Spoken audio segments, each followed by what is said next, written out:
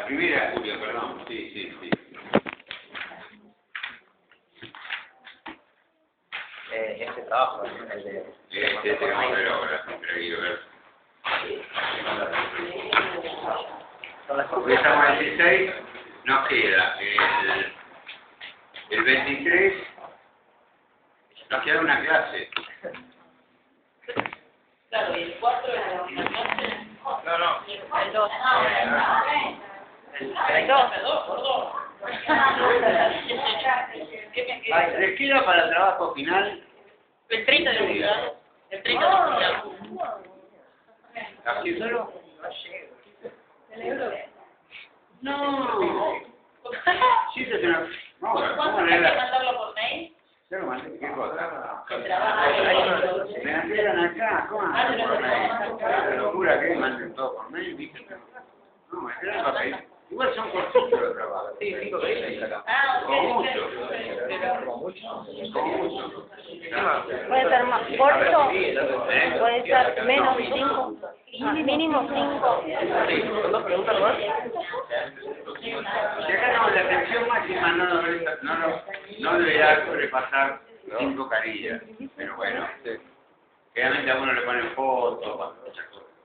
A espacio simple, puente abierto, está bonito para dicho. Bueno,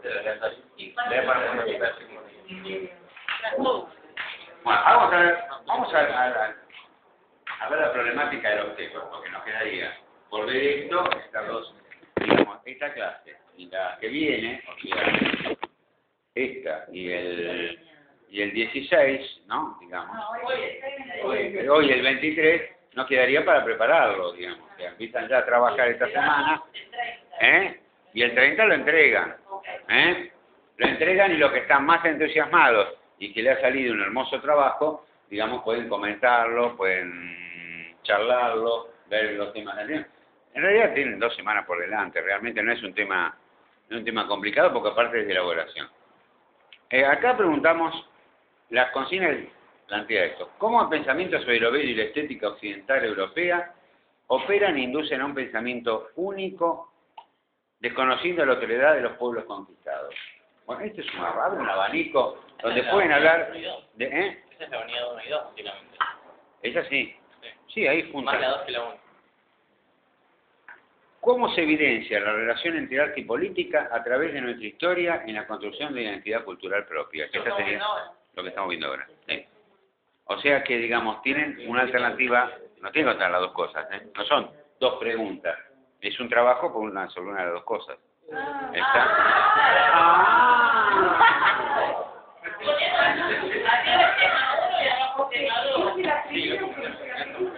Claro. En realidad, lo que se está buscando es que desde la 2, desde la segunda, englobe todos los conocimientos. Ese es un poco el tema. Fíjense lo que dice abajo. Para su elaboración, tenga en cuenta la bibliografía de la unidad 3 y su necesaria relación con las anteriores. O sea, todo. Sí, pero desde la 3 en realidad. Es como las preguntas más amplias que agregan todo.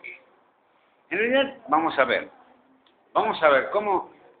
La pregunta en realidad esencial sería: ¿cómo se evidencia la relación entre arte y política a través de nuestra historia y la construcción de una identidad cultural propia? Porque es lo que nos propusimos en los fundamentos del programa. O sea, ese sería el punto central. Algunos lo encontrarán rastreando a Aristóteles, pegándole a Aristóteles, otros lo encontrarán rastreando a los Gambarte, no sé, otro con Berni, digamos. Es múltiple el trabajo. Acá lo que tienen que hacer es leer un material, hacer una etapa de selección del material y elegir una idea a fuerza, digamos, cual seguiría tenerse, y punto. Y escribir un poquito. Nada más. ¿Cómo?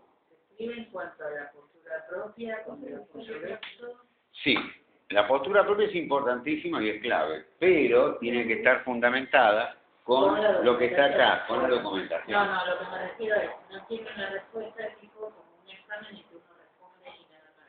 No. Sino que tiene que estar la elaboración.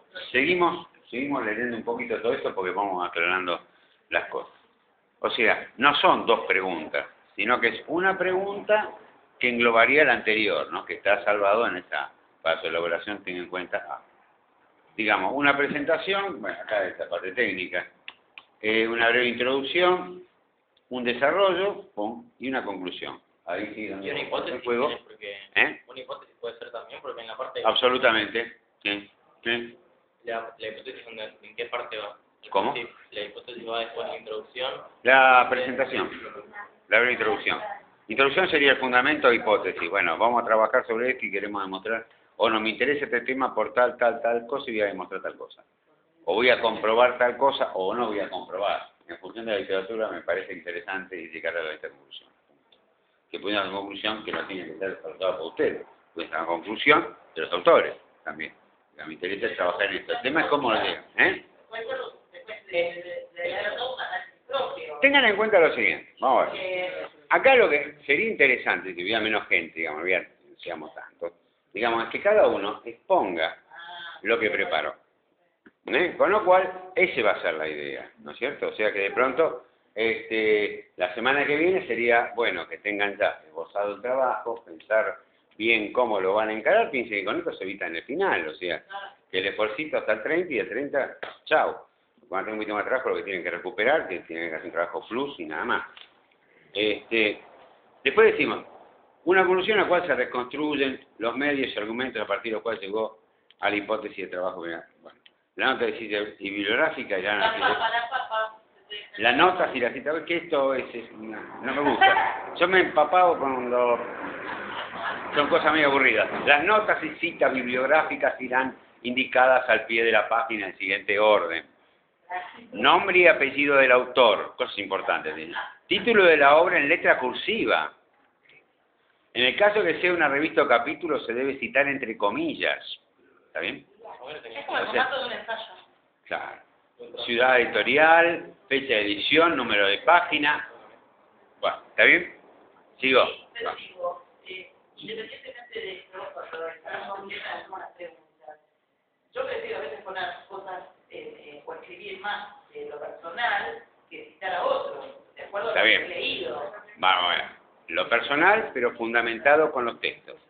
Okay. Nada más. No puedo disentir con los textos. Podés disentir con los textos referenciando los textos y fundamentando tu disenso. Okay. No puedes decir, esto no me gustó, es un cochino fascista o es un cerdo comunista. No, eso no se puede. No, Igual no te podés tirar en contra de Ticio Escobar.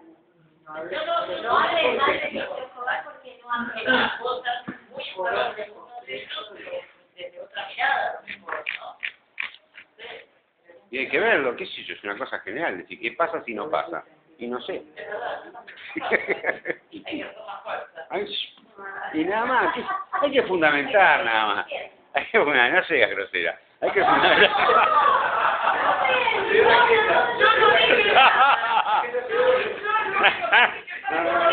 Digo, porque sonó feo.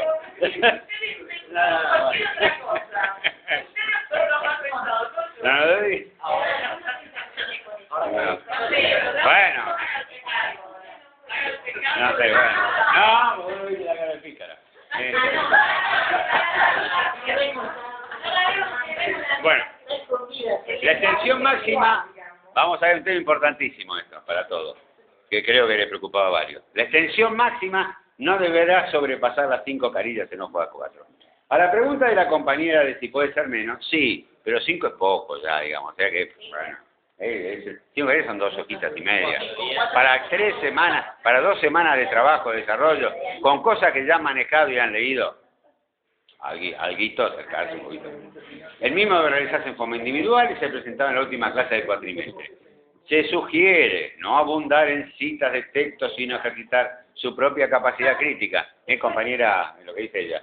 Compañera, a usted, en vez de decir, acá dice, mire, el mismo debe realizarse en forma individual y ser presentado en la última clase del cuatrimestre. Se sugiere no abundar en los textos, sino ejercitar su propia capacidad crítica. ¿Ves? Si se hace alguna cita, debe ser puesta entre comillas para diferenciarla de su elaboración personal. O sea, por eso está bien. Bueno, comille todo. Que quede claro lo que es tuyo y lo que es de otro. Con la debida indicación, con la indicación del texto al que pertenece. Al final del texto debe considerarse bibliografía. Suerte para todos. A ver, empecemos a preguntar. Porque en lo de la cita y cosas, vi también fecha de edición, número de páginas, y algunos textos no tienen esos datos que usted nos mandó. O sea, solamente el nombre y los datos Lo que tienen, los datos que tienen. Si es una elaboración de Padín, poné, cita Padín. O si de pronto tomás, además de los textos que son base para esto, algunos otros textos de referencia. Supone que tomé Nuestra América de Fernández Retamar, porque lo vamos a atacar hoy también. Oswald de Andrade, algunas cosas más de los manifiestos. Los manifiestos son muy abiertos. De pronto tomamos algunos temas y decimos, bueno, a ver, yo voy a tomar de Tristán Yara, voy a tomar tal cosa, que por ahí no está dentro de las cosas que mandé, sino que ustedes la encontraron. Entonces, bueno, ahí van a tener otras referencias también.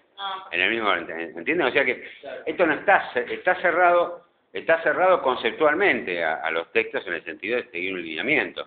Pero después ustedes si abren y dicen, bueno, a ver, encontré tal manifiesto que me interesa y relacionarlo con esto, y voy a trabajarlo porque me sirve para el objetivo central, que es vamos a ver, el objetivo central es cómo se evidencia la relación entre arte y política. Sí, a ver qué... Arte y política. Yo les estoy mandando mañana el texto de arte y política en Argentina.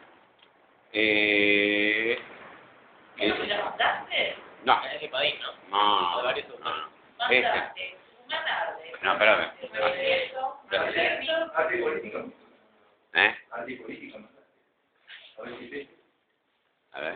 Pero creo que no lo mandaste a mandarme cosas, por favor, No es de vanguardia. Porque dice arte y política. Por eso.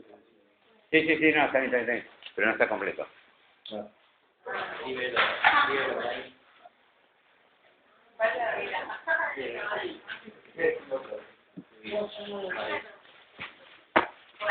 Esto es manifiesto, vanguardia, arte y política. Ahí yo te voy a mandar arte y política en Argentina. Si ustedes ven, tiene un programa por acá. Yo no.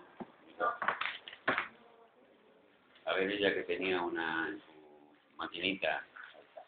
Y yo te pregunto, Espera. ¿cómo caramba? ¿Cómo? Ahora, espera.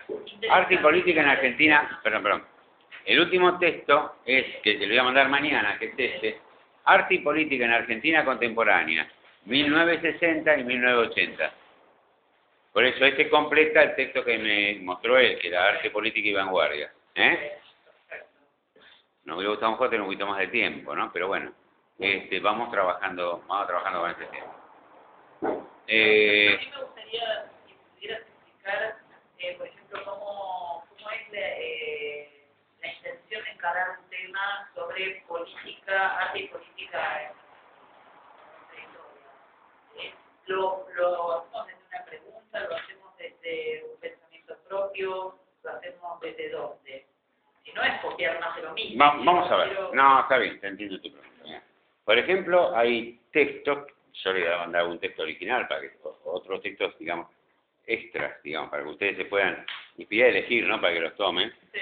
Yo el único texto que voy a mandar obligatorio ahora, para que lo lean y lo tengan de referencia, sería la segunda ficha. Ustedes tienen Manifiestos y Vanguardia, Arte y Política, y después Arte y Política en la Argentina, 1960-1980, o sea, contemporáneo.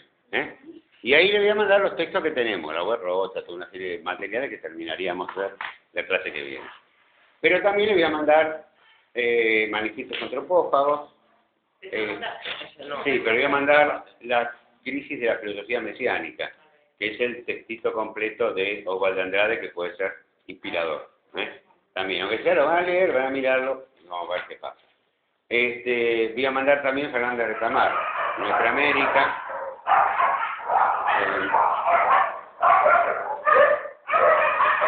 Nuestra América. Carlos Ladradores. Pueden tomar un cuadro, una pintura, digamos, un cuadro, qué bestia que soy. Una pintura pueden tomar, digamos, relacionarla, pueden hacer muchas cosas. O sea, yo, por ejemplo, la clase que vimos sí lo encuentro, porque lo había prestado y a veces algunas cosas no se deben prestar. Tengo justamente de Guayasamín, cuando él está pintando a Raúl Castro. Cuando él está pintando a Raúl Castro, relatando la invasión del Granma, ¿no? Lo que pasaba. Entonces, cómo iba jugando los colores, es un video muy lindo, muy interesante. En medio de la nube de humo que era Guayasamín pintando y fumando, ¿no? 8 atados se mandó en una tardecita, digamos, el tipo ahí fumando con... El tipo fumaba ¿Puedo tomar, por ejemplo, la recuperación del mural de Siqueira como ejemplo de algo de lo que es Sí. el tema político? Sí, yo les cuento una cosa también, nosotros, por ejemplo, sí, totalmente, porque es un tema político, es arte y política. Por ejemplo, nosotros estamos haciendo una investigación que se llama Arte y Vida. Relacionamos arte, política y vida. Y el tema que surgió inicialmente, bueno, a lo mejor lo conocen, trabajan con nosotros como ayudante, digamos, como trabajador, entonces, Eduardo Molinari, lo conocen.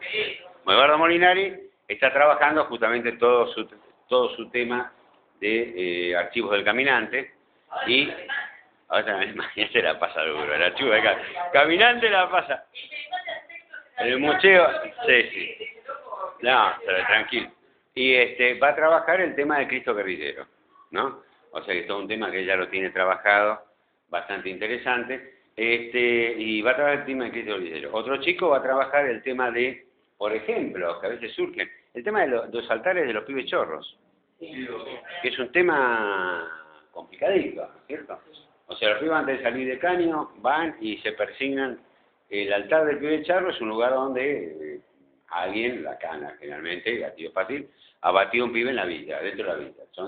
Son altares que se hacen altarcitos, así como la de Junta Correa, a distintos lados, bueno, se van haciendo. Pero el altar es un lugar de...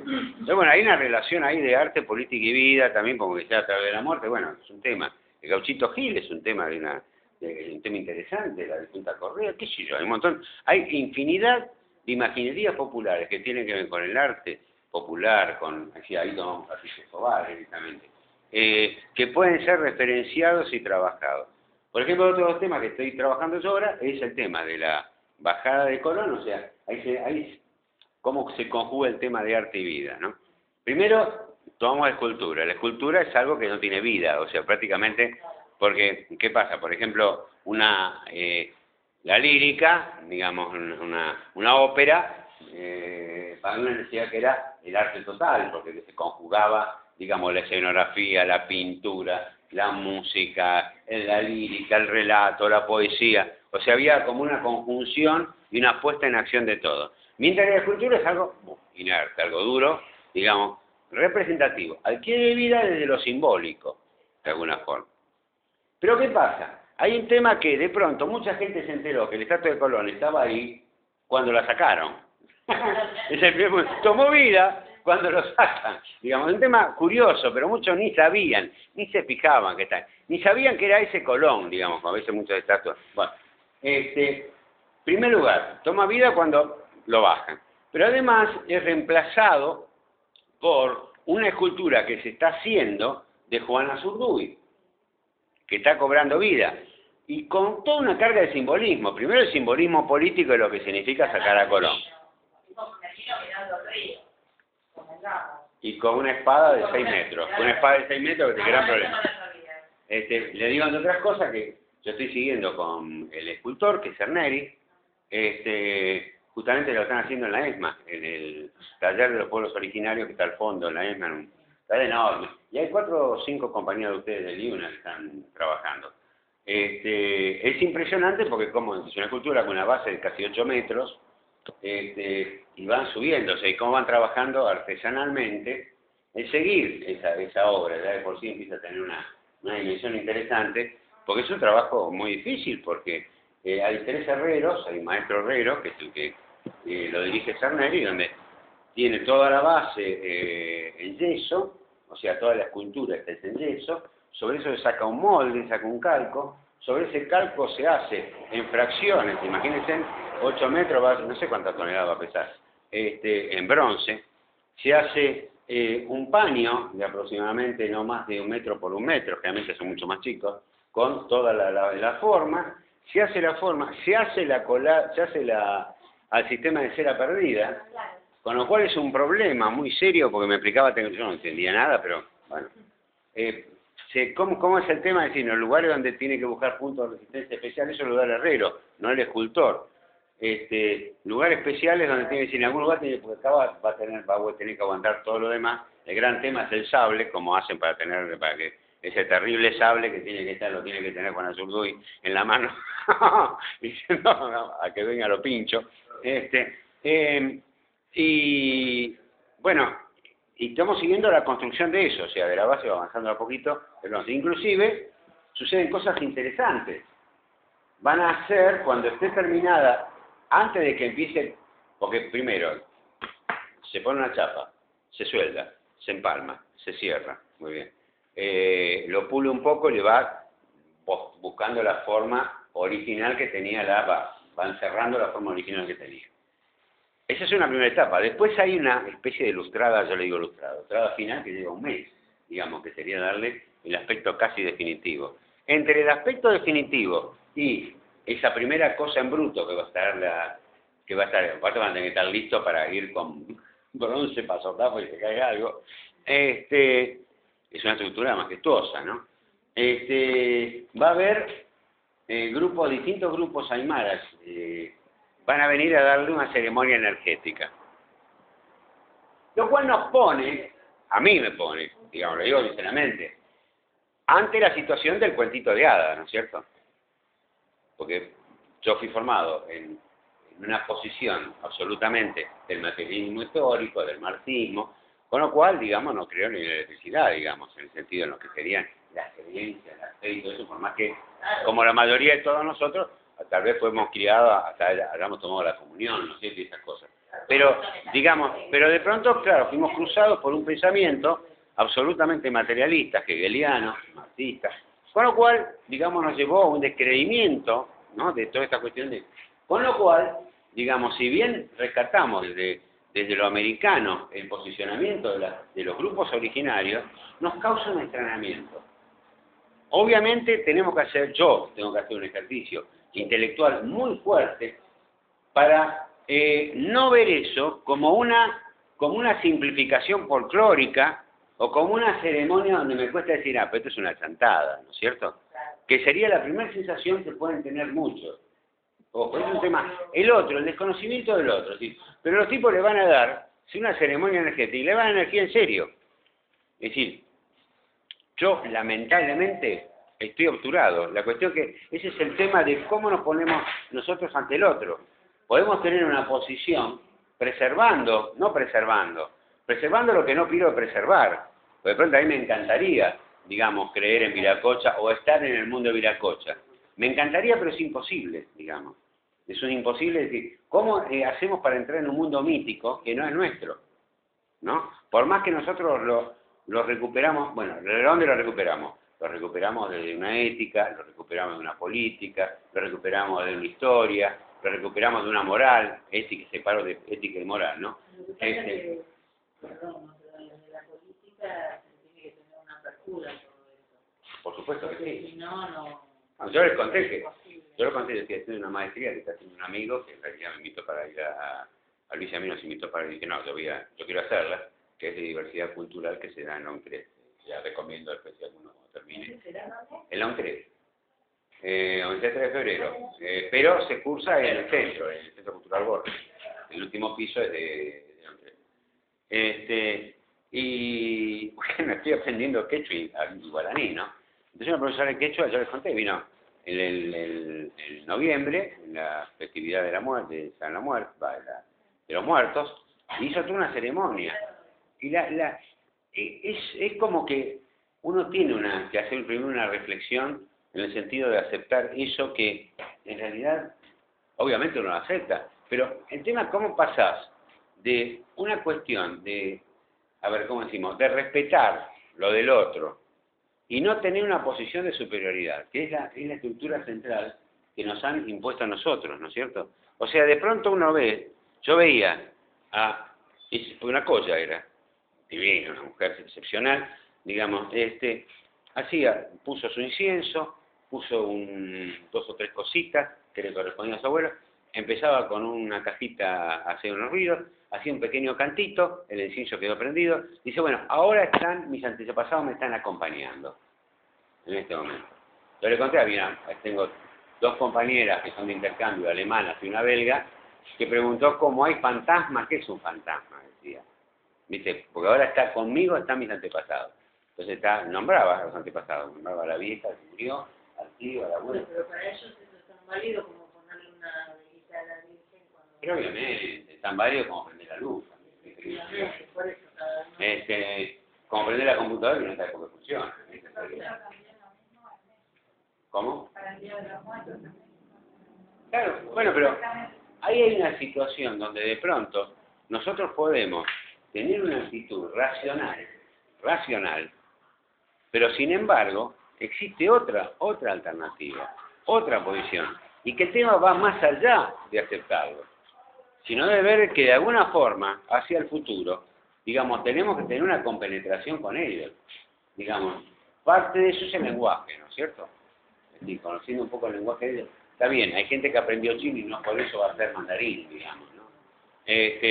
Pero es todo un tema de esfuerzo, porque, digamos, el nivel de colonización europeo que hemos tenido, tengamos en cuenta, el pensamiento materialista histórico del marxismo es la guinda del evolucionismo y del pensamiento europeo.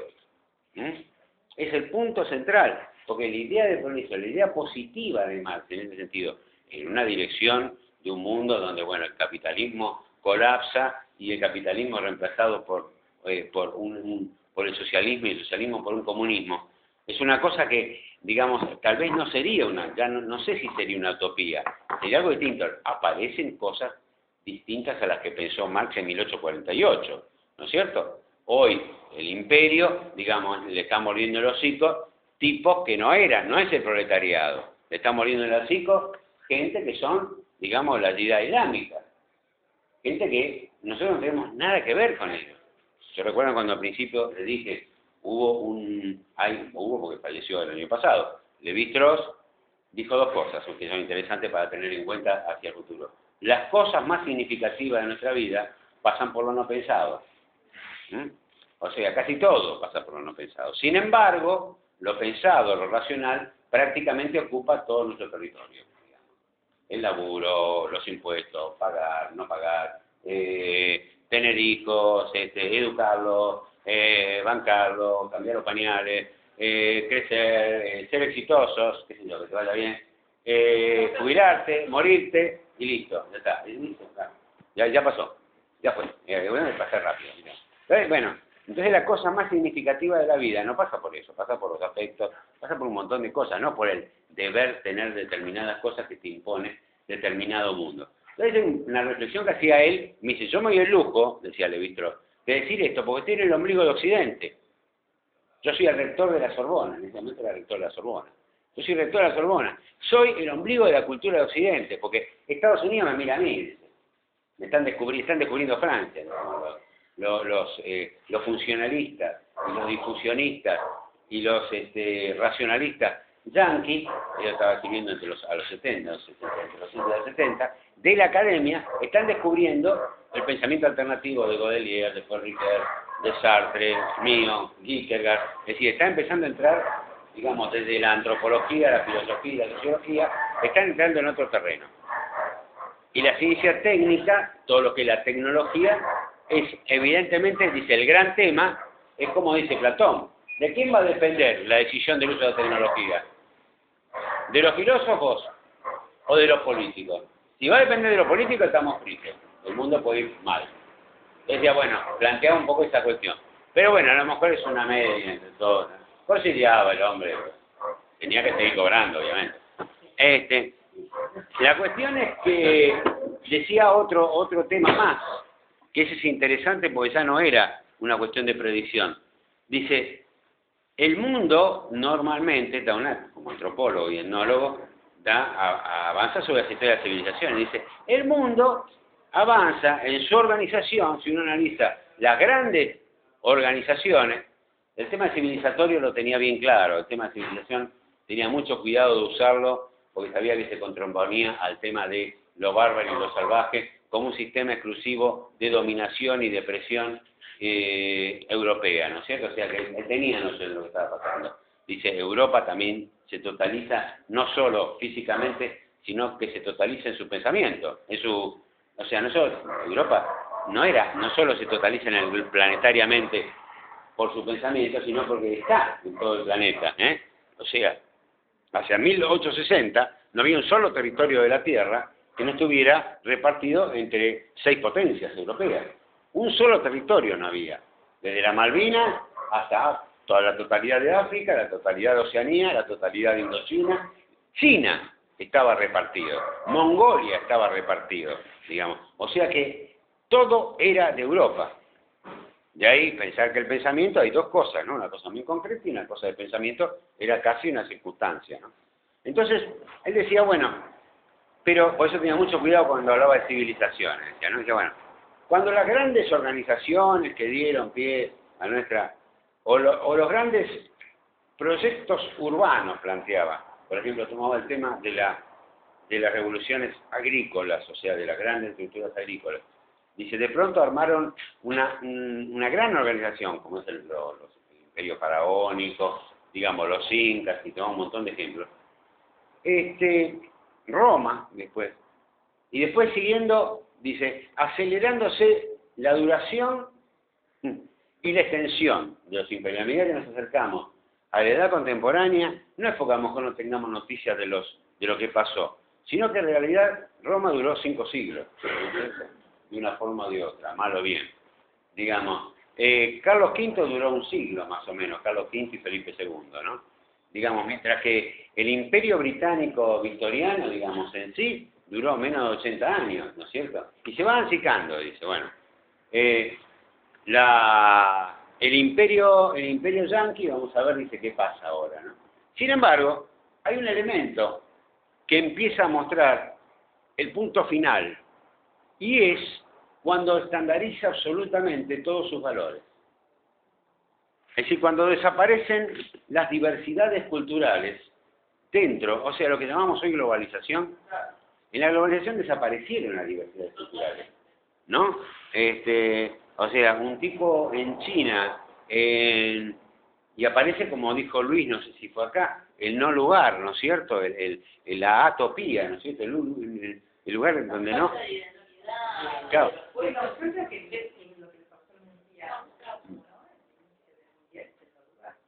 es el no lugar y es el inicio.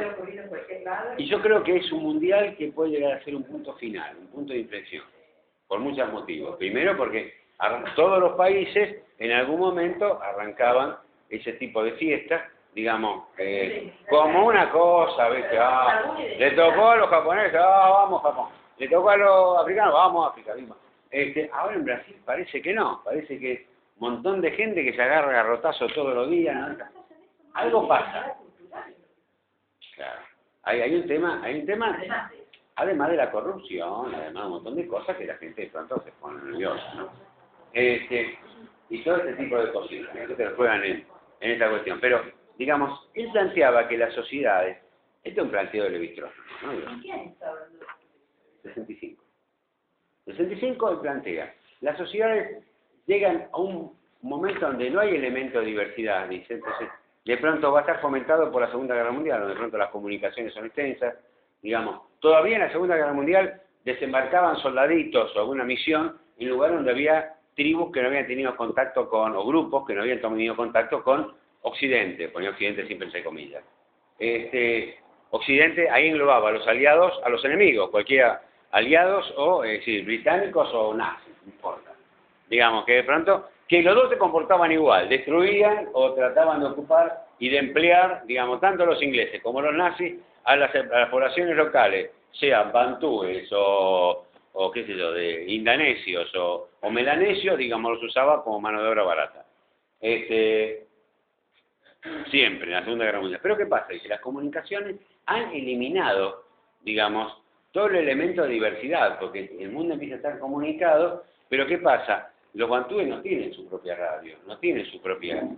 Entonces dice, en algún momento, dice, todo este sistema, y va a ser tan tramposo que la técnica misma va a imponer determinadas condiciones donde los códigos de comunicación inevitablemente van a estar dentro del sistema técnico que se ha impuesto de antemano. O sea que es una trampa del cual es casi imposible salir. Entonces dice, bueno, pero eso no es nuevo. Eso ha pasado con todas las grandes organizaciones, todas las civilizaciones. Entonces empieza a relatar, cuando el Bajo Imperio egipcio pasó tal cosa, ¿qué pasó? Se amesetó la cultura. Hay indicadores que podemos estar a observación. No hay cosas nuevas. No aparecen elementos nuevos. Lo técnico no es lo nuevo. Lo técnico no es nuevo. No aparecen elementos nuevos de la cultura. Digamos, no hay recicles, digamos. Y eso pasa casi con todas las culturas. Y esa es la etapa de amesetamiento, donde no hay aportes nuevos. ¿Por qué no hay aportes nuevos? Porque de pronto se han neutralizado las tensiones internas a través de la dominación, ¿no es cierto? Realmente violenta, digamos, porque las tensiones internas generaban cuestiones de diversidades internas, aunque las diversidades externas hayan sido totalmente aniquiladas, ¿no? Digamos, porque ¿qué pasa? Si yo tengo una estructura donde genero una clase obrera que se opone, digamos, aparece una cultura de la clase obrera que se opone a la cultura de la clase dominante, y eso genera una tensión que provoca elementos nuevos de la cultura. Pero en algún momento eso también desaparece, porque pasa a ser controlado, absolutamente. Entonces dice, hay un amesetamiento. En ese amesetamiento, cuando no aparecen elementos nuevos por determinado cantidad de tiempo, digamos, que no voy a decir técnicamente cuánto es porque es imposible, digamos, aparece la decadencia de esa cultura. O sea, los elementos centrales de esa cultura, generalmente imperial, empieza a decaer. ¿Por qué? Porque no es capaz de adecuarse a nuevas circunstancias, porque no tiene elementos. El único elemento que conoce es su propio poder. Su propio poder y su propio despliegue de poder. Entonces dice, y ahí viene la decadencia. En la decadencia, sí, van a aparecer inevitablemente elementos diversos, elementos de confronte, que van a generar una nueva cultura. Bueno, es un panorama agorero. No, dice, sin embargo, esta primera etapa, digamos, que vemos en el mundo, no se ha agotado. ¿Por qué? Porque en el mundo occidental, dice, hay una cultura que todavía Occidente no ha alcanzado a homogeneizarla y a integrarla completamente. Ya todos ustedes se imaginan cuál es.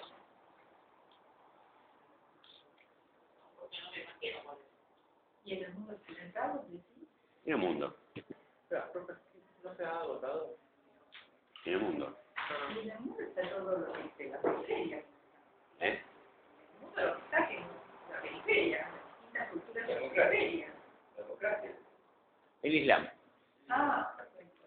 El Islam es la única cultura que no está, y es la que se está enfrentando ahora, y mal, digamos, con el imperio, y muy mal con el imperio, porque está pegando en todos los frentes, ¿no? Le tiró la Torre Gemela, Afganistán no pueden salir de Kabul, están a las puertas de Bagdad, después de haber hecho el desastre que hicieron para.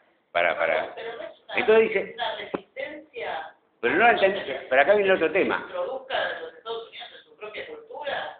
Bueno, en su propia cultura yo no sé qué va a pasar, pero lo que pasa hacia afuera, primero, en general, globalmente, en su estructura de dominio del imperio, como era Carlos V, que dominaba el imperio de Carlos V, no caía el sol en todo su imperio, ¿no? Digamos, en la época de la colonia, digamos, o sea, con el imperio británico, en tensión con los austrohúngaros, en tensión con los franceses, tampoco, digamos, había por supuesto conflicto de todo orden, pero digamos, El Islam no se está de alguna manera defendiendo frente al embate de una nueva cultura que quiere introducirse. sí, defendiendo y atacando, porque además hay otra cuestión. Bueno, pero acá hay un tema. A nosotros, si bien el imperio americano trata de imponernos su cultura, ¿no? Por más que uno tenga un amigo yanqui que pueda ser simpático y que justamente no conjuga con nada de lo que está pasando. Pero digamos, y hay muchos, pero bueno, independientemente de eso, digamos, porque tampoco el pueblo yanqui es culpable, digamos, de las políticas de concentración del gran poder económico. Pero bueno. Bueno, pero termina bastante contigo. Bueno, depende, los pobres, qué sé yo, además hay que preguntar a un homeless a ver qué opina, viste, que ni siquiera vota, ¿no? Entonces, pero bueno, qué sé yo, problema de ellos, ¿no? A esta altura, bastante lío tenemos nosotros.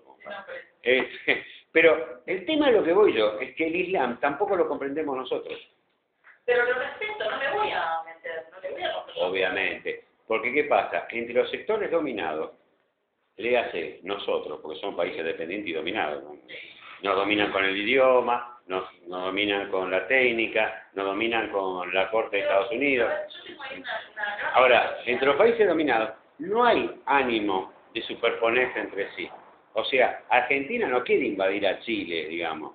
¿No es cierto? Digamos, sí querían en otro momento hacer algo, no sé, algo una ridiculez que era. Pero, por ejemplo, no se respeta la cultura de algunas tribus africanas, ¿sí? Donde tienen prácticas que nosotros con las que no concordamos y no estamos de acuerdo con el corte del clítoris de las mujeres, etcétera, etcétera, etcétera, ¿sí? Y sin embargo no respetamos y ahí está todo el mundo protestando porque esta cultura realiza este procedimiento. ¿No es una forma también de no respetar a esa cultura? Bueno, yo... Independientemente de que sea un horror y que a mí, yo lo pienso y digo, y a mí yo no estoy de acuerdo con esto, pero no tengo que respetar esa cultura que tiene su propia identidad y su propio... Está bien. Y que lo vienen haciendo hace, no sé... Igual, Son circunstancias... está fundamentado. Independientemente de que No sea... importa, pero es parte de la cultura. No es así para vos. El tema... No, está bien. El tema que esté fundamentado o no, tiene que ver con un tema que yo quiero ver hoy, que es el matriarcado.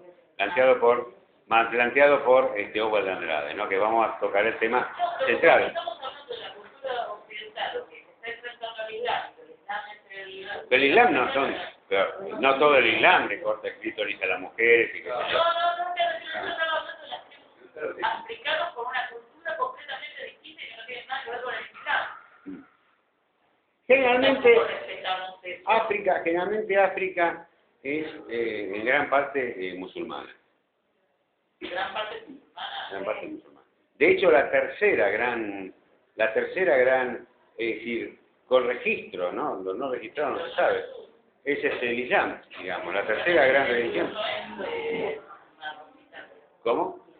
De África. No, Sudáfrica no. Pero la mayoría, un tercio de la población mundial es musulmana.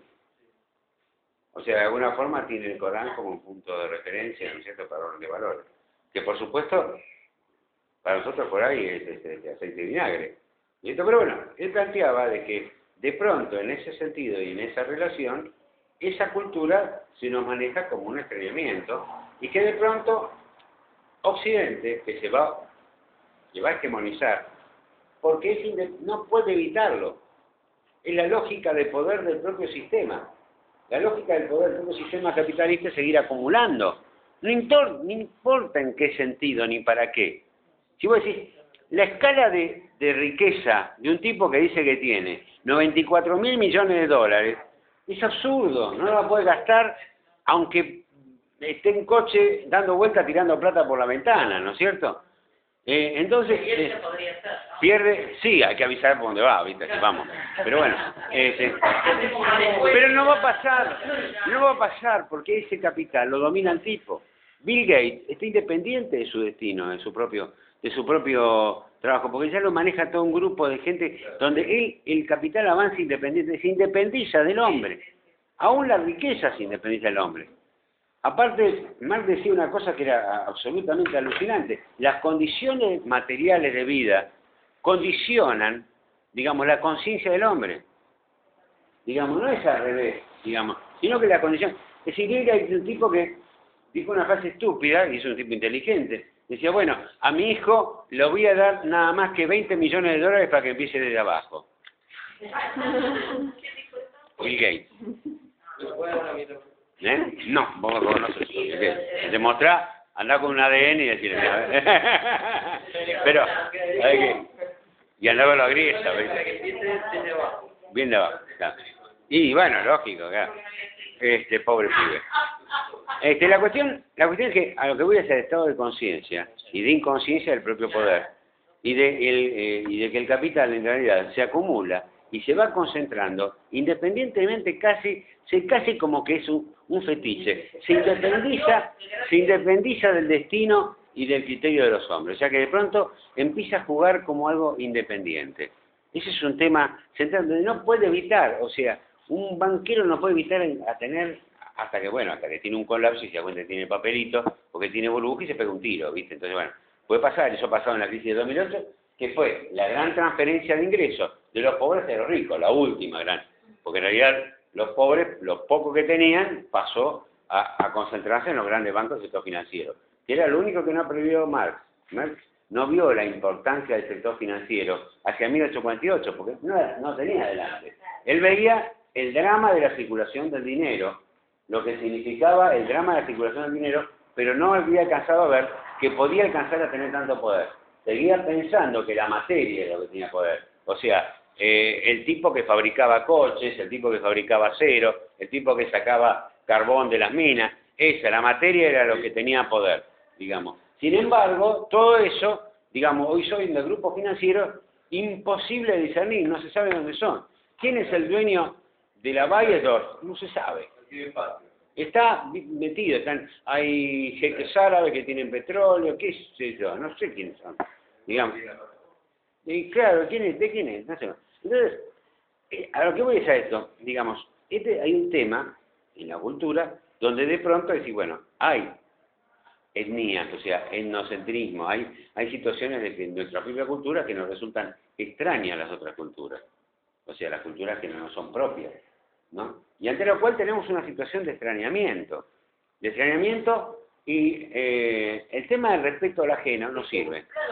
El tema del respeto al ajeno no sirve. Hay que saltar de alguna forma y ver a eso ajeno no como propio, sino como algo más, o algún punto de encuentro. Ese es un gran tema, ¿no? Ojo, es un gran tema que ustedes lo van a ver en el arte. Claro, que de pronto, digamos, ¿cómo decir? Vamos a tener una actitud, bueno, yo respeto a esto, haciendo un folclorismo barato, digamos, bueno, yo respeto a este tipo que cree en los dioses, ¿viste?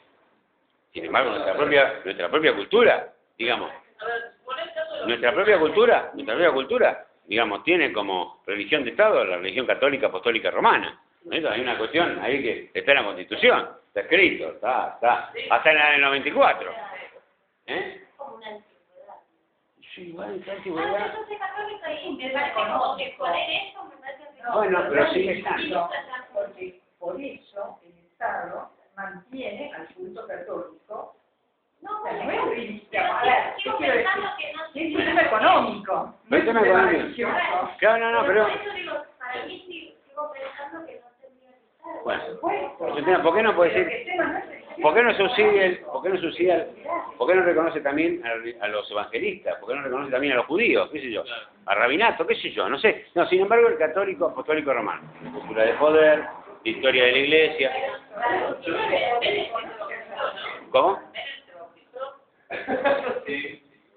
Pero no quiero el perdón divino, me parece. Pero bueno, la cuestión, a lo que voy es a esto, contestándole a ella, independientemente de que nosotros, desde nuestro posicionamiento en general, tengamos ante el otro una actitud de respeto, no alcanza.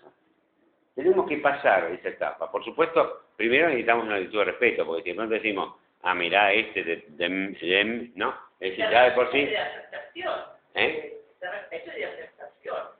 Claro, de aceptación y de pensar que puede ser que sea como él. Es decir, es el primer punto, es decir, y si no es como es que yo digo, y si existe Viracocha, nada, imposible, no puede existir, ¿por qué no? ¿Y la Pachamama que no existe? No, yo no creo en la Pachamama. Bueno, te jodés, ¿viste? No jodés. Bueno, es tu problema. ¿Viste? Ahora, el que cree. Punto. El que cree en el Gauchito O'Hill, mucho de lo que hay acá, seguramente tendrá alguna cabalita o alguna cosita con el Gauchito O'Hill. Amarita la que te cuida la vida. ¿Eh? Amarita la que te cuida la vida. Bueno. Ahí. Bueno. El punto que tenemos que ver es ese punto de diversidades culturales, ¿no? Y ver cómo juega en este sentido. Empezamos con arte y vida, arte y política, ¿no es cierto? Y un poco lo que... Está en el donde quiero ver el horario, a ver, como andamos para el demonio, seguro.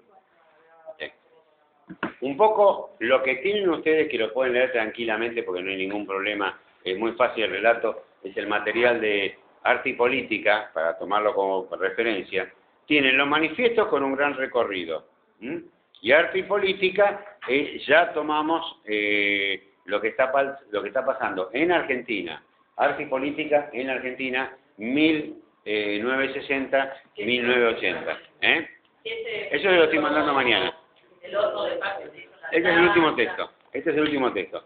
Donde, por ejemplo, analizamos, hacemos una recorrida, digamos, prácticamente empieza con el Manifiesto de Arte Revolucionario de Carpani, empezamos con eso, seguimos con Sánchez, con Moliari, viendo cuál es la posición que tienen cada uno. El tema del mural de la Gran Nación Latinoamericana, que con Portinari y Guayasamín, entre otros, o sea que fueron distintos manifiestos. Los manifiestos son muy parecidos entre sí, ¿no? Y las líneas, cuando planteamos hay que distinguir las vanguardias europeas de las vanguardias latinoamericanas, ¿no? Son dos cosas totalmente parecidas pero distintas, ¿no? Entonces, aparece, digamos, en toda esa etapa, en toda esa primera etapa del muralismo mexicano, el tema del arte con contenido, ¿no es cierto? Es imprescindible tenerlo, dice, indiscutible, es un instituible, el arte, instrumento de liberación y una instituible arma de combate, ya que el arte prefigura la realidad y la renueva, y debe apuntar en consecuencia a lo que será la futura unidad latinoamericana. Bueno, esto es Carpani, ¿no? Su expresión debe ser monumental y pública, ¿no? Entonces va relatando un poco las distintas relaciones que tiene todo ese movimiento, que aparece que es el grupo Espartaco, ¿no? La referencia al grupo Espartaco, todo ese movimiento que viene pasando en y entonces, y aparece después la influencia de Cándido Portinari, que el objetivo de los artistas es insertarse dentro del movimiento obrero argentino, que era un tema, ya, estamos hablando del año 68, CGT de los argentinos, donde no casualmente el dirigente sindical de la CGT que se oponía a la CGT que había negociado con Onganía, era Ongaro, en la Unión Gráfica Bonaerense, que está en Paseo Colón, ahí abajo, donde de pronto había unos afiches impresionantes de la época, unos afiches políticos, digamos, con un gran compromiso político de Carpani, ¿no?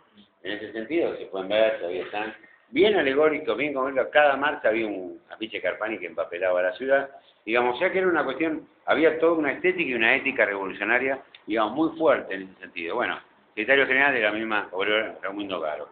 Bueno, acá es Giudice, y hay un trabajo también, damos referencia a algunos trabajos que los sacamos porque no hay tiempo de leerlo, pero yo le voy a mandar para que ustedes tengan de referencia para ir armando este gran tema hacia la clase que viene, que es Andrea Giunta, que es las vanguardias latinoamericanas. Es un trabajo impresionante, muy lindo.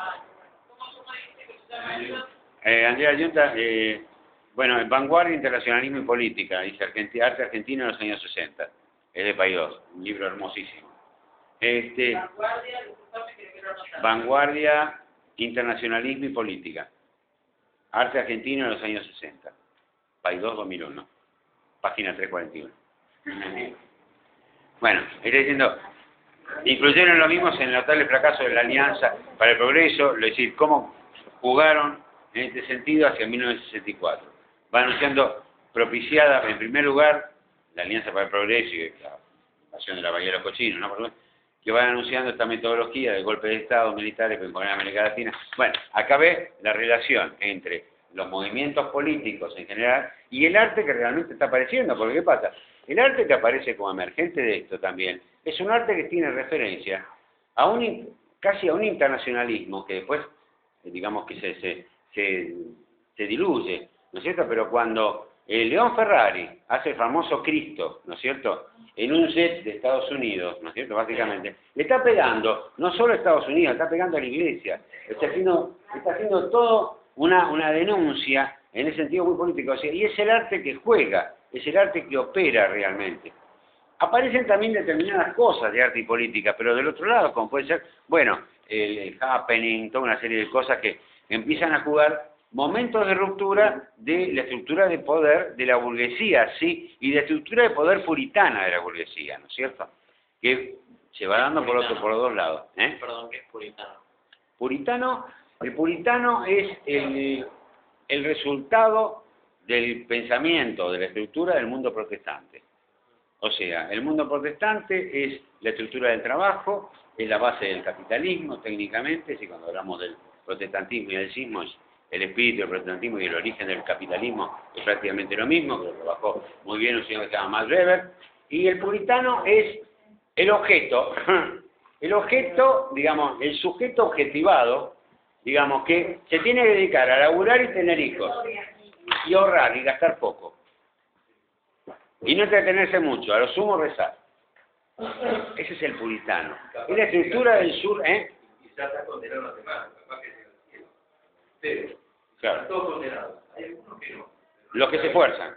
No se sabe quién. Bueno, pero Se no. esfuerzan por el deber. Los que se esfuerzan y demuestran que triunfan en la tierra, es posible que lleguen al cielo. Es posible que lleguen al cielo. Digamos, no es como en la religión católica, que los pobres, cuanto más sufran, seguro que vas al cielo, con un cordoncito de plata. No, dice no, es distinto. De esto también habla Oswald Andrade en los manifiestos, el manifiesto Palo y el manifiesto Pau y el manifiesto. Hay dos manifiestos. Está el manifiesto Palo y el manifiesto Antropófago. Son los dos manifiestos, son distintos. ¿Ves? Algunos los confunden y que son fundamentales, que le dan una identidad. Sirvió para dar una identidad cultural a Brasil absolutamente distinta a la que tiene todo el resto de Latinoamérica. Únicamente, fíjense una cosa curiosa, aparece una identidad ¿dónde? Aparece una identidad en aquellos lugares donde no se mezclaron con Occidente. Los Aymaras. Los Aymaras son 3 millones de personas. Los Quechua, como dicen Quechua, digamos, como dice Linera, que es el vicepresidente de Bolivia, es otra etnia independiente, donde de pronto tiene su propia regla, es un pueblo integrado en la nación boliviana.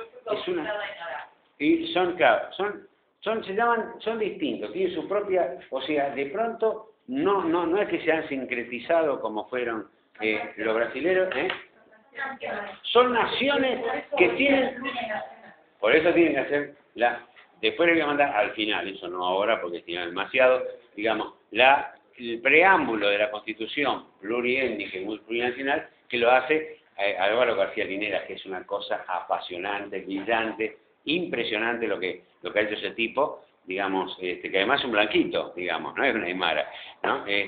Un blanquito que ha comprendido determinadas cosas y que, por supuesto, seguramente no cree en Viracocha, digamos, ¿no? Pero no interesa, digamos, es otra cosa.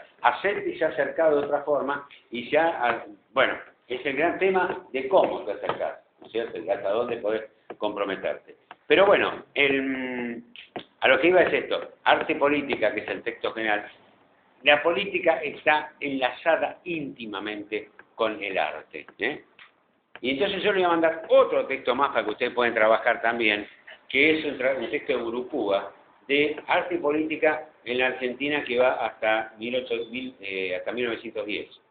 Digamos, o sea, que va tratando de ver toda la evolución, sobre todo la época de Rosas, la época, digamos, cómo el poder político emanaba un sentido de arte especial, ¿no? Yo les conté a ustedes que si quieren también pueden ir a hacer como un auténtico trabajo de investigación, ir a La Nación, y buscar los diarios de junio, los fines de semana, del 2008, que era la época del gran lío de las retenciones, ¿no es cierto? Donde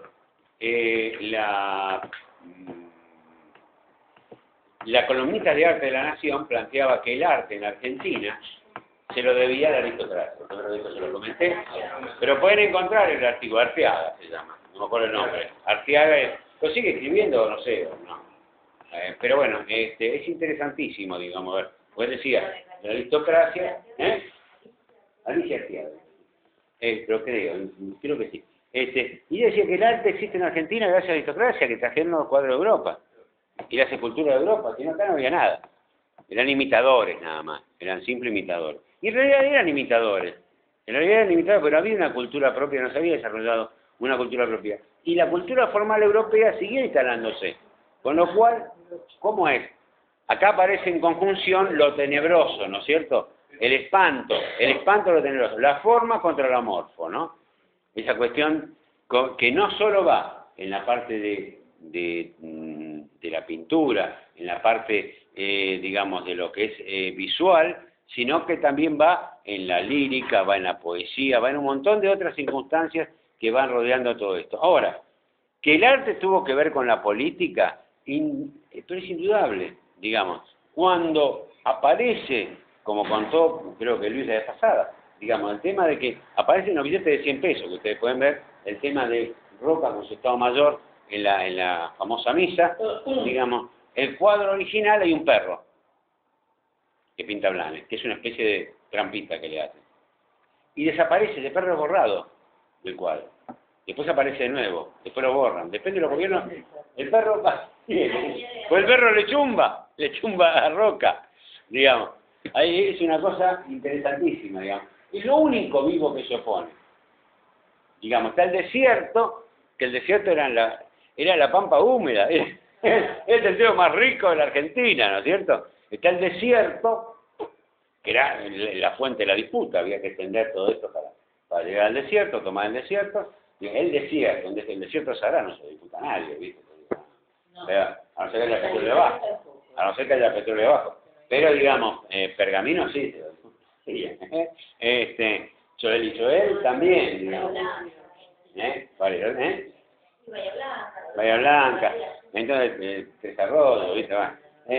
Entonces, digamos, no había desierto ahí, pero bueno, de pronto como aparece el tipo solo ante el desierto. El desierto era que atrás no hay nada, es la nada absoluta, hay un horizonte vacío, ni el sol está. Es una luz que ilumina directamente, como Blanes también, en el dibujo famoso de la fiebre amarilla, no sé, en Buenos Aires, con una especie de difunta Correa, un chico amamantando a la mamá muerta, digamos, de fiebre amarilla, ¿no es cierto? Y la civilización que mira ahí y que intercede ahí en ese momento, cuando todos los ricos habían ido hacia el norte, hacia lugares lejos, lugares seguros, y quedaban los lugares contaminados, que eran, por supuesto, eran los lugares donde más empobrecidos, donde había más gente, que eran generalmente las migraciones, fue la primera limpieza.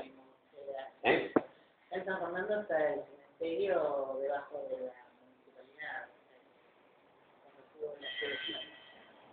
Bueno, se terminó un lugar ahí cerca de la parroquia de Carmen, que entonces era claro. política, y bueno, cuando hicieron las primeras excavaciones para hacer las ampliaciones, empezaron a encontrar cosas extrañas, fémures, radios, no entendía de dónde, y van a llegar aquí. Muchos están ahí abajo. Y bueno, y la gente se mueve. Sí, las epidemias hay que mandarlas. Generalmente, como dijo el canciller español, hace 4 semanas atrás, digamos, el ébola tiene que cumplir su tarea. Me está jodiendo. El ébola tiene que elegir su tarea, tiene que cumplir su tarea. Tendríamos 10 millones de problemas menos. Bueno, le podríamos contagiar al señor. El canciller de España. Eso lo Dice Relaciones Exteriores. bueno, pero hay que abrir cosas. Bueno, pero ves que Bueno, muchachos, el ébola tiene que cumplir su tarea, lo justificaba, porque el ébola, él no tiene nada que ver con el ébola. ¿Sabes lo que es el ébola? Es una bacteria, es un virus. Un virus donde básicamente elige a la población negra. ¿Dijo eso? El ébola tiene que cumplir su tarea en África, así resolvemos nuestros problemas. Está comprobado que la primera Eva que hubo era de raza negra. O sea que todos descendemos hipotéticamente en una iglesia de una negra descendiente. Bueno. El Señor no sabe que es descendiente de nadie. Bueno, sí, lo han negado enfáticamente. Lo van a ver ustedes en filosofía cuando veamos todas las corrientes racialistas y racistas sobre ese tema, digamos, a ver qué pasó, porque no podíamos tener un negro. Tendríamos que ver un blanco y había que armar una teoría para pensar que ese blanco se degeneró en negro, se degeneró en judío, se degeneró en árabe, se degeneró, viste, acá era un blanco, el blanco puro fue el originario. Si no era muy difícil decir, ¿cómo? ¿Nosotros descendemos de un negro? ¿Descendemos de un mono? Viste, un poco medio complicado. El hombre no se puede. Pero cómo llegar a la línea materna, bueno, hay científicos biólogos que estuvieron trabajando y descubrieron que la primera Eva data de más de 5 millones de años, y esa de 5.000 años, y esa primera Eva, muchos más, perdón, esa primera Eva fue encontrada en el centro de África, y ese centro de África era una negra, la Eva negra, y de esa Eva surgieron otros Adames, no sé quiénes, pero se fue mezclando hasta llegar a las razas. Bueno, lo que menos quiere Europa es que su origen sea negro. ¿No? Eso sí. Pero no se tira nadie, Ya tiene un recurso bárbaro, la mentira. digamos, y manipular lo que es el tema de la ciencia. No, mentiroso. Bueno, pero no nos vayamos demasiado. En esto, digamos que estamos siguiendo la relación de arte y política, ¿no es cierto? La relación que lleva, por ejemplo, al arte argentino, digamos, no solo esa situación, que ustedes pueden verlo directamente y comprobarlo y ver, porque decir, bueno, no puede ser que alguien diga que el arte argentino se debe a la aristocracia, porque fui y compró los cuadros en Europa, los cuadros de esculturas europeas y los trajo en 1800, porque le sobraba la plata, digamos que era fruto de las exportaciones, sobre todo de ganado y de trigo a Inglaterra y a Francia, ¿no? Pero junto con eso aparece toda una construcción arquetípica de una Argentina muy especial. Aparece un San Martín vencido, el San Martín viejo que aparece en los billetes. No es un San Martín heroico, no es un San Martín triunfante. Es un San Martín que está en Europa que le da consejo a la nieta, a la hija, no, la Mercedita, ¿no? O sea que es un viejo hecho pomada, digamos, medio de edad, medio marmota, ¿viste? Sí, seguramente, digamos, un Belgrano pintado con unas extrañas calzas, ¿no? Blancas, ¿no es cierto? Mientras que todos los demás militares que conforman la generación del 37, la generación del mundo positivo, son todos tipos pétreos, con uniformes azules, con pantalones. Lavalle, el gran asesino de Dorrego, digamos, se te aparece así, paradito, con viste, hasta tiene ese estatus frente al tribunal, nada menos. Entonces bueno, y Mitre, ¿no? Mitre también, que es el general que ha sido humillado más terriblemente en la guerra con los indios. Hace una primera expedición y trata de hacer una primera expedición. Yo les conté, Painé, digamos, conocedor de los terrenos, lo va llevando hacia territorios que son cenagosos, pero que en pleno verano arman costras de barro que pueden llegar a tener 2 o 3 metros, como si fuera, digamos, como si fuera hielo. Pero no son enamoristas, son costras. El tipo va y se va para abajo, pero el fondo puede tener 40 metros, ¿sabes? Ni más. Están haciendo excavaciones ahora en la Universidad del Centro de La Pampa, justamente tratando de buscar los viejos cañones, los nuevos cañones que habían venido y fueron abajo, y que los soldados mataban, los oficiales mataban a los soldados para que traten de que los cañones se hundieran, tengan los cañones. Los tipos iban abajo con el cañón, o sea, agarrando, y que soltaba le pegaban un tiro, también se iban. O sea, fue una...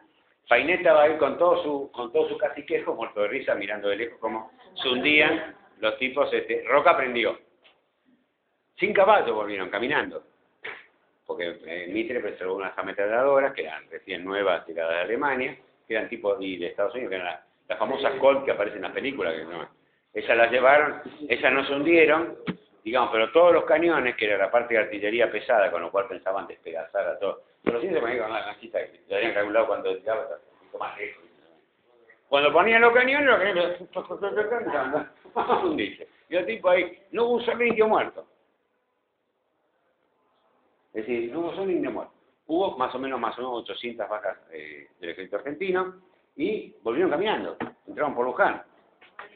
Digamos, fue un papelón mayúscula, ¿no? Te digo, que lo esperaban en Luján, lo esperaron con un caballo a Mitre para que entrara medio escondida. Roca aprendió de todo eso, digamos, hijo pródigo de Sarmiento, aprendió de todo eso y entonces armó una escuela de ingenieros y geólogos para ir a estudiar en el terreno y viendo cuáles son los territorios que tenían que vadear y que no tenían que pasar por esos lugares, haciendo pruebas sismográficas y todo para ver, bueno, ojo, por acá no. Pero todavía no me contestaste la pregunta. ¿Cuál?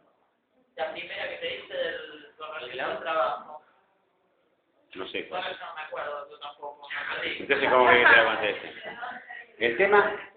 ¿desde dónde había que encarar ¿Cómo? ¿Desde qué punto había que encarar el trabajo? Desde una... ¿Cómo se evidencia? A ver. Pero la pregunta es, ¿cómo se evidencia la relación entre arte y política? Sí. ¿Cómo se evidencia? Buscar en el trabajo la evidencia. La evidencia significa, bueno, lo que estoy relatando en este momento, en algo especial, en algo particular. En todos los materiales que ustedes van a tener acá, van a tener una múltiple posibilidad de trabajo. ¿No es cierto? Ese no es solo uno. Yo estoy relatando una parte. A través de nuestra historia, en la construcción de la identidad cultural propia. Es decir, cómo apunta esto y si es posible tener una identidad cultural propia. Porque nos preguntamos si a lo mejor no es tan terrorífica y tan fuerte la impronta que nos están imponiendo, que en realidad es tan solo un deseo académico de pronto, ¿no? Como dice un amigo mío, que yo lo comenté acá, decía, sí, claro, todo muy lindo, pero con el arte de pronto, también el que termine imponiendo, si vos sos pintor o sos dibujante, lo que sea, y necesitas un galerista para que te venda tus obras, porque vivís, digamos, y vos haces manitos que te salen muy bien y te encantan hacer dibujar manos, el galerista te dice, sí, pero ¿sabés lo que pasa? Por cada manito me haces 3 piecitos, porque los piecitos es lo que se vende, la manito no la quiere nadie, están todos podridos con los manitos. Haceme 3 piecitos, más 4 por cada manito, ¿eh? Pero yo quiero hacer manitos, vos me haces piecito o me haces piecito, y terminás haciendo piecitos. Entonces el condicionamiento del marchand, del galerista, digamos, sobre el artista que teóricamente está trabajando de alguna forma con un acto de liberación. ¿Cómo termina? Siendo en el mundo mercantilizado, pero es inevitable, son circunstancias... También es muy personal. ¿Eh? También es muy personal eso. También es muy personal, ¿no? Pero ¿qué pasa, digamos, en ese sentido? Hay quien acepta y quien no acepta, obviamente. Obviamente. Está el margen de albedrío. El hombre tiene siempre la capacidad de tener libre albedrío. Entonces, tengan en cuenta que el hombre es el único ser, bueno, el hombre en términos genéricos, pero en ese sentido lo que debe decir es más el hombre que la mujer, de quitarse la vida, digamos. Es decir, puede matarse. Los animales no se matan, digamos. Y el hombre puede matarse. Se puede tomar la decisión y van a salir de no, ¡pah! Cuetazo a otra cosa. Te morís una sola vez, ¿viste? Un instante. Punto. Mientras que los animales no. Bueno, acá habla el papel de Romero Brest, el papel de Roberto Jacobi con el tema contra el happening, digamos, el arte y los medios de comunicación. Bueno, acá hay todo un relato prácticamente un relato es esto, ¿no? Braqué, el premio Braqué, en Rosario, en 1968, aparece el arte de los significados con León Ferrari, o sea, todo el punto llegando hasta Tucumán Arde, ¿no? Prácticamente es uno de los puntos más interesantes. Y también un comentario de Longoni, la lógica de la política parece prevalecer en esta etapa, mientras que en tanto la violencia crecía en las calles día a día, lucha política y gremial. Bueno, Longoni es una contemporánea, es una investigadora del CONICET contemporánea, lo mismo que, ¿cómo se llama? La que nombré antes, la niña esta, de la Junta. Bueno, acá van a tener, hay todo un relato que llega hasta prácticamente el tema de el dibujo muralista de Lerp en su momento, digamos, toda la estética de los montos también en su momento, representando con una serie de cosas, bueno, y llegando a, digamos, a distintas imágenes que están planteadas acá, o sea, hasta el 80, ¿no? Prácticamente cómo ha jugado el arte y la política, porque todas sus expresiones, ¿no? Algunas más exitosas, otras menos, desde la perspectiva artística, no solo de la perspectiva política, pero como que arte y política nunca estuvo separado. Arte, política y vida, o muerte, digamos, porque vida también es antecedente al tipo de la muerte, bueno, juega también de sentido. Referente a lo brasilero, que es un tema, bueno, aparte del manifiesto de Tucumán Arde, el manifiesto de Siqueiros, que es el manifiesto, está el manifiesto antropófago, ¿no? Y el manifiesto Palo. ¿Yo solo no lo mandé? No. El antropófago lo he mandado, pero bueno, No. a ver, bueno, pues lo mando. Si lo tengo acá, a ver, esperen un poquitito. Tranquilo. Bueno, a ustedes les falta, que les voy a mandar ahora, el manifiesto Pau de Brasil, que es de Oswald de Andrade, y el manifiesto antropófago. Ambos dos, bueno, esperen. Ahora, yo les voy a mandar un texto. Sí, lo mandé. No, uno que estaba, aparecía en el de... Aparecía en... Show, en el país. Acá la ficha, está nombrada, pero aparece el manifiesto antropófago, aparte. Yo lo mando aparte. Yo les voy a mandar, como un dato general, escuchen la atención, por favor.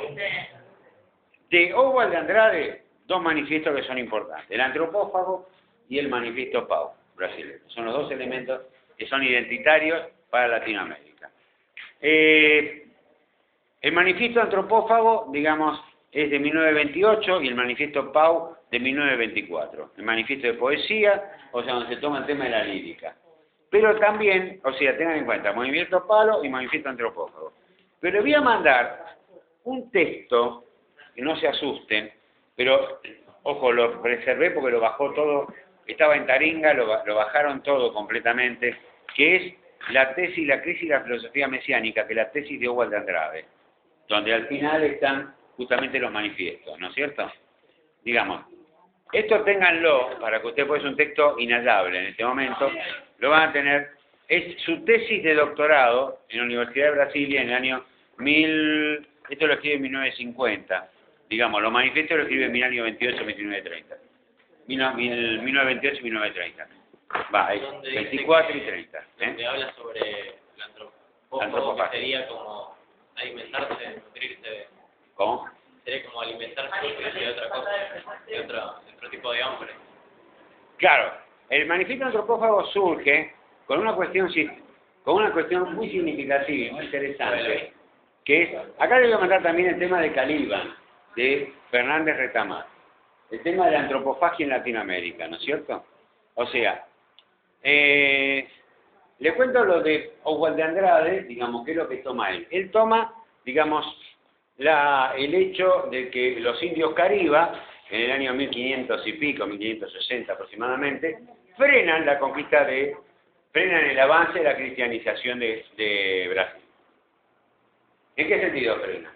Que los indios Cariba se comen a los bispos Sardiña, se llama Sardiña. Se lo comen. Con lo cual integran, digamos, y entran en comunidad con los obispos Sardiña, ¿no? Que se lo comen para pues, sin hambre.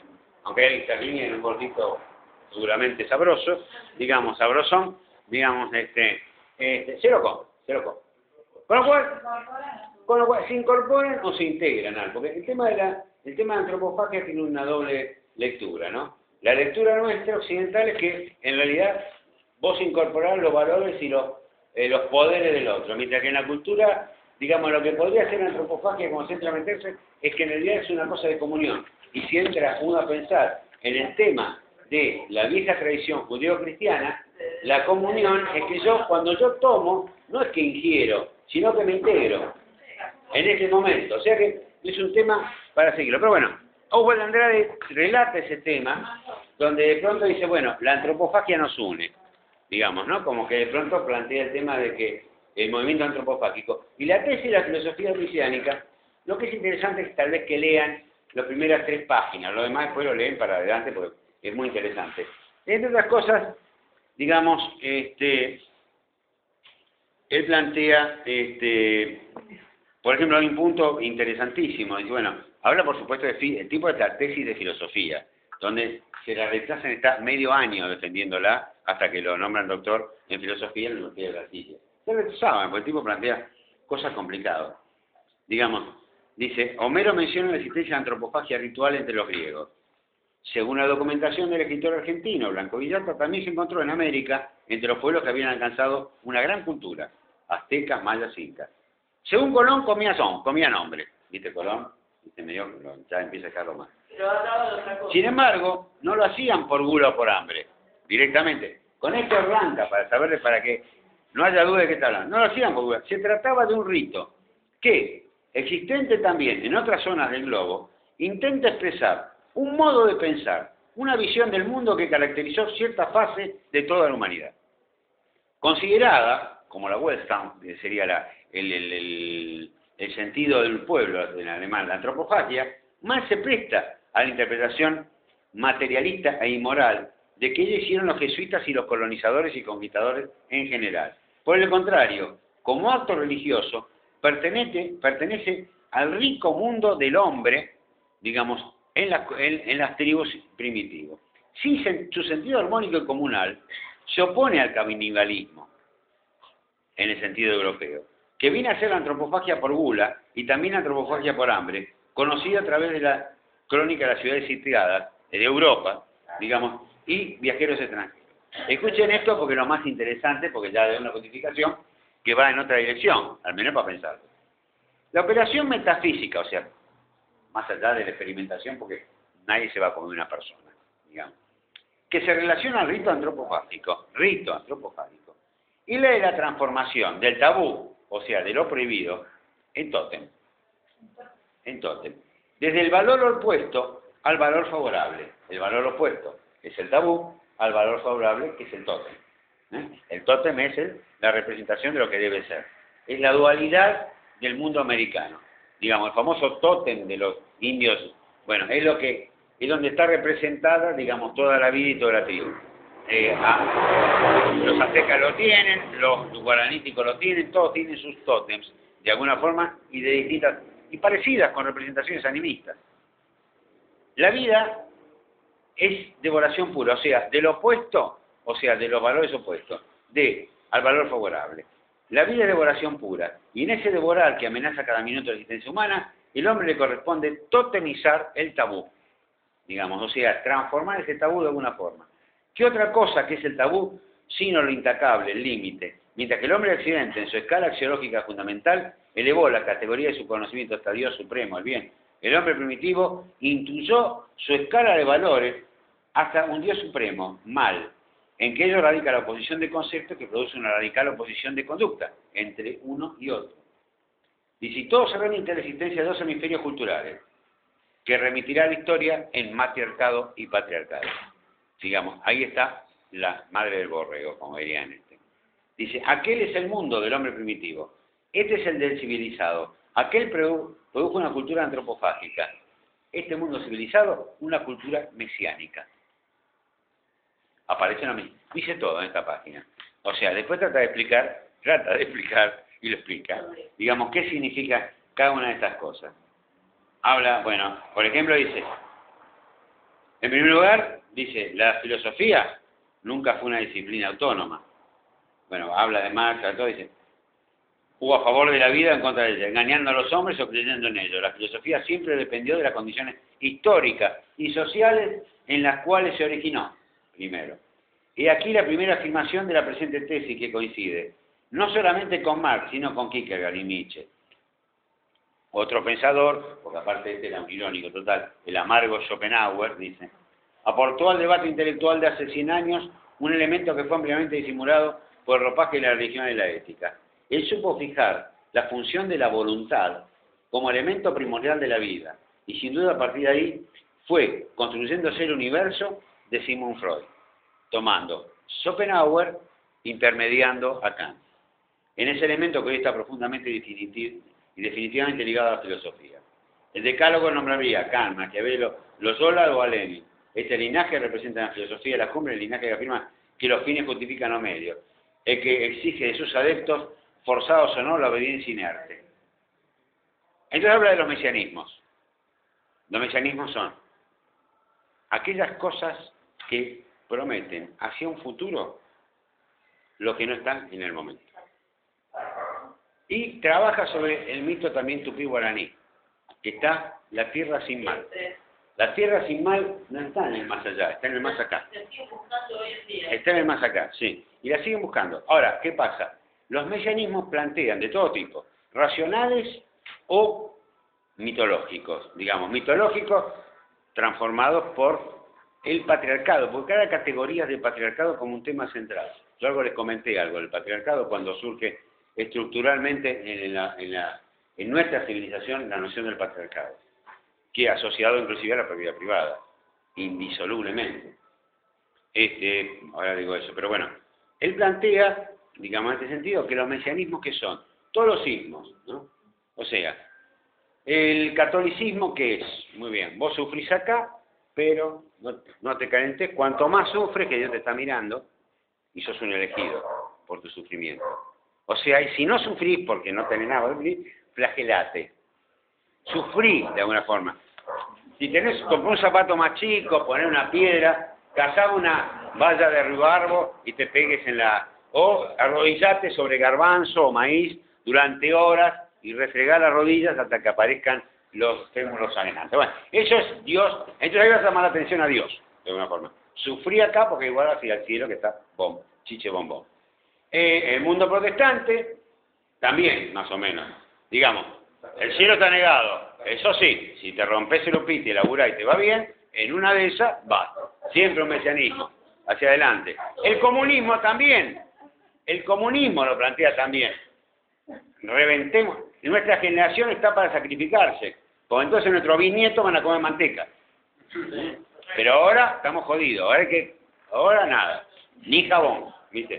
Pero digamos, porque hay que aguantársela. Digamos, todo. El capitalismo también. Está, que es el más siniestro de todo, dice, porque está la visión siniestra, engañadora, que todos podemos ser capitalistas. Porque lo que nos lleva a nosotros todo esto es que todos podemos llegar a ser magnates, ¿no es cierto? Es decir, si no podemos hacerlo por la realidad, porque somos una empresa, porque somos hijos... La ilusión del plasma, claro. Y si no tenés un plasma, bueno, tenés el loto, que es el impuesto a los idiotas pobres, ¿no? Que entonces vos pagás, todo el mundo pobre. Claro, es el impuesto más popular, ¿viste? El impuesto que uno paga una cosa absurda. Es más, de hecho, los que más cobran son los que menos tienen, ¿no?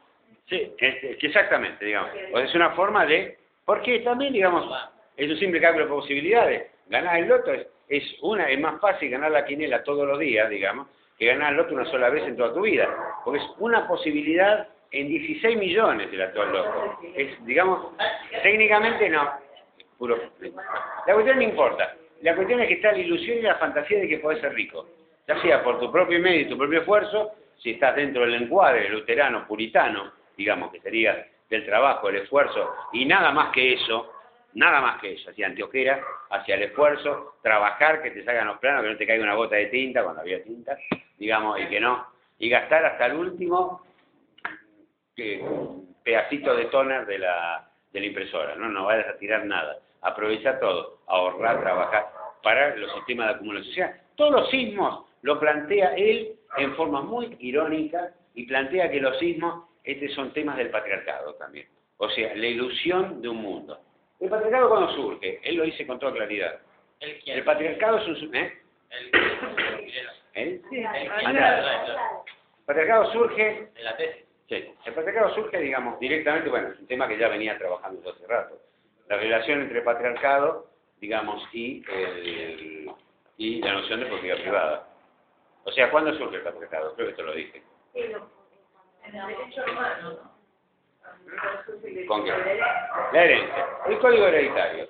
Sin código hereditario, porque si bien había un sistema, pero el que codifica el derecho, el derecho del linaje, o sea, hereda el hijo mayor, y en esa línea el hijo mayor, ya no la mujer, digamos, en ese sentido, digamos, el hijo, digamos, el primogénito, es... y a partir de la herencia se establece el tema de la propiedad, porque digamos, si de pronto desaparece el código hereditario como tal, que hoy tiene el 60% del código hereditario, del código civil actual, digamos, tiene parte del derecho del ius natura, digo, o sea, del ius jurídico, ¿no es cierto? O sea, de la naturaleza jurídica del derecho, o sea, del derecho natural, no existiría propiedad. Un tema complicado. Bueno, esto es Andrade. Los dos manifiestos. El manifiesto Palo, léanlo con tranquilidad, y el manifiesto Palo. El otro muchacho, interesante en todo esto, que yo le voy a mandar también, es el señor Fernández Retamar. De Fernández Retamar yo le voy a mandar alguna cosita que es Nuestra América. Nuestra América. Fernández Retamar, ¿saben quién es Roberto Fernández Retamar? Nadie sabe quién es Roberto Fernández Retamar. No parece verlo. ¿Es conocido por otro nombre? Es el director, Beto, Robert Beto. Es el director de la Casa de la Cultura de Cuba, que lo puso Fidel Castro cuando, digamos, ¿Y sigue ahora? está vivo, tiene 100 y algo ya. Ah, correcto, por eso no lo conozco. Es un viejo, claro, un jovato. Entonces habla de Caliban, la obra de Nuestra América, ¿no? Entonces dice, plantea, esto es un texto de 1971, en Nuestra América, comienza hablando de Nuestra América, dice, bueno, ¿qué? Dice, 1971, piensen, ¿no? Un poquito de esa época. Un periodista europeo, italiano, de izquierda para más señas, dice, me ha preguntado hace unos días, ¿existe una cultura latinoamericana?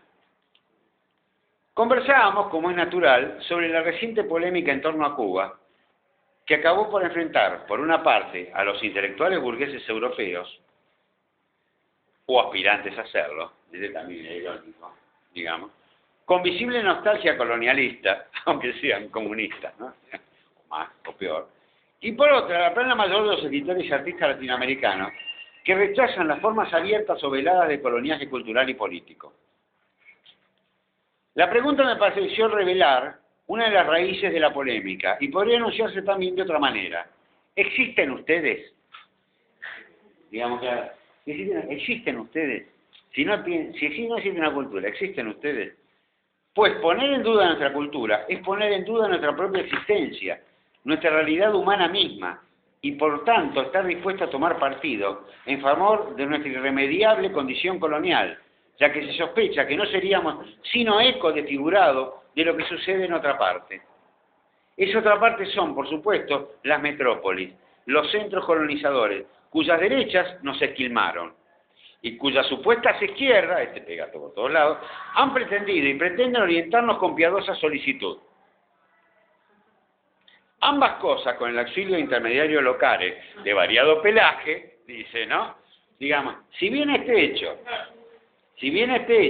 de alguna manera es padecido por todos los países que emergen del colonialismo, esos países nuestros, a los que esforzados intelectuales metropolitanos han llamado torpe y sucesivamente barbarie, pueblo de color y países subdesarrollados. Tercer mundo. Creo que el fenómeno alcanza una crudeza singular al tratarse de la que Martí llamó nuestra América mestiza. Y escuchen lo que sigue. Aunque puede fácilmente defenderse de la indiscutible tesis de que todo hombre es mestizo, e incluso toda cultura, aunque esto parece especialmente el válido en el caso de las colonias, sin embargo, tanto en el aspecto étnico como en el cultural, es evidente que los países capitalistas alcanzaron hace tiempo una relativa homogeneidad en ese orden. Casi ante nuestros ojos se han realizado algunos reajustes. La población blanca de Estados Unidos, diversa, pero de común origen europeo, exterminó a la población aborigen, echó a un lado a la población negro, para darse por encima la divergencia de esa homogeneidad, ofreciendo así modelos coherentes que sus discípulos, los nazis, pretendieron aplicar incluso a los conglomerados europeos. Bueno, después síganlo leyendo ustedes. Es un texto apasionante. El tipo estaba leyendo, estaba haciéndole críticas a la Unión Soviética y le estaba haciendo crítica a Estados Unidos, desde la Casa de la Cultura, con el apoyo del amiguito Fidel, ¿no? Dice, bueno, entonces después habla de Caliban. ¿Por qué habla de Caliban? Porque se toma al tema del caníbal, hace un juego de palabras con el tema de Caliban y caníbal. Y toma como referencia el texto de La Tempestad, de Shakespeare, donde aparecen 4 personajes, que son Próspero, Ariel, la hija de Próspero, que es el comerciante, y el caníbal, digamos, que es un negro que, por supuesto, viola a la hija, ¿no es cierto? Entonces, él dice, ¿qué somos nosotros? Dice, Ariel, como pretende que era, Ariel era la razón, el inteligente europeo, era el ingeniero europeo, digamos, que quedan en La Tempestad, caen en una isla, ¿no es cierto? Dice, ¿nosotros qué somos? Ariel, no. Somos el caníbal, no somos ni caníbal, porque no comemos gente, digamos, somos caníbal. Bueno, es muy interesante el tema del planteo en esa reflexión sobre La Tempestad de Shakespeare, que pensaba el colonialismo por un lado y por otro todo esto. Bueno, este es un tema interesante para acompañar justamente los dos manifiestos, porque los manifiestos son manifiestos inquietantes, ¿no? Es decir, el antropófago, y él dice directamente, solo la antropofagia nos une social, económica y filosóficamente. To be or not to be. ¿No? That is the question. Contra todas las catequesis y contra la madre de los gracos. Los gracos eran la figura de severidad moral, ¿no es cierto? Dice, solo me interesa lo que no es mío. Ley del hombre, ley del antropófago. Estamos cansados de todos los maridos católicos sospechosos de situación dramática. Freud puso fin al enigma mujer y a otros temores de la psicología impresa. Bueno, y ahí va dando un montón de cosas. Hijo del sol, madre de los vivientes. Y bueno, y plantea entre otras cosas que, digamos, lo que ya de alguna forma está muy estudiado por los antropólogos. Las sociedades primitivas, lo que dieron posibilidad a la existencia de la humanidad en su conjunto, no la humanidad europea, la humanidad íntegra, es justamente las comunidades agrícolas, o sea, el descubrimiento de la agricultura, pero organizado sistemáticamente a nivel de comunas donde aparecía la madre como integradora, la mujer como integradora. Y que estaba reflejado básicamente en un punto central, que es, por ejemplo, el tema en América del maíz.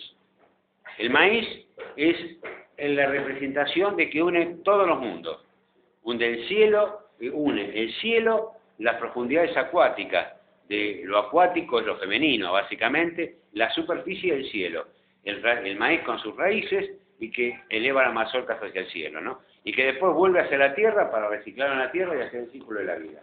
O sea, el maíz como un elemento, bueno, Molinari justamente trabaja con el hombre maíz, ¿no es cierto? Integrado en el sentido este de la noción de Viracocha del hombre de maíz, ¿no?